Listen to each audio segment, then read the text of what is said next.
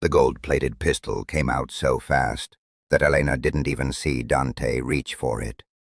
1 second he was yelling at the quiet man in the worn jacket. The next second, metal gleamed under the street lights, and the entire farmer's market went silent. Shopping bags hit the ground. A woman screamed and cut herself off. Somewhere a child started crying before a hand muffled the sound.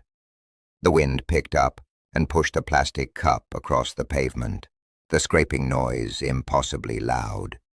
Dante swayed slightly, drunk on expensive whiskey and his father's name.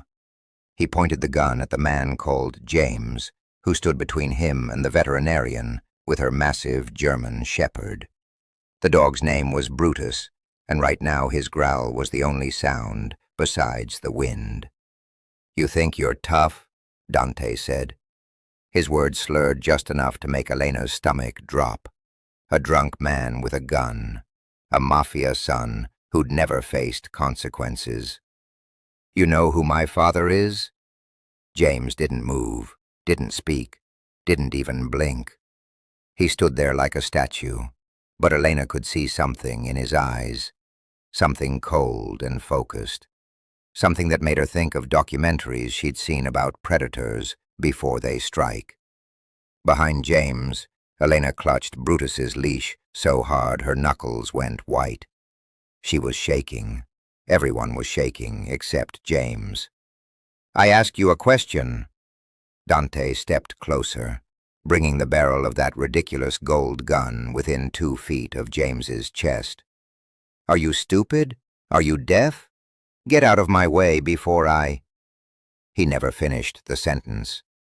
James moved. It wasn't a wild swing or a desperate lunge.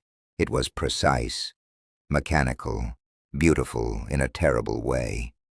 His left hand shot out and grabbed Dante's wrist, twisting it sideways with a crack that made people gasp.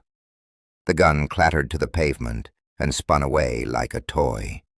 Dante's mouth opened in shock, but James was already moving again. One sweep of his leg, and the Mafia son hit the ground hard, the air rushing out of his lungs in a whoosh.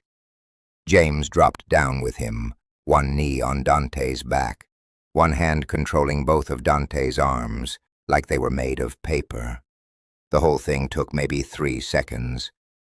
Dante screamed. It wasn't tough or threatening.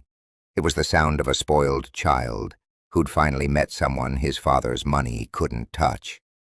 "Get off me!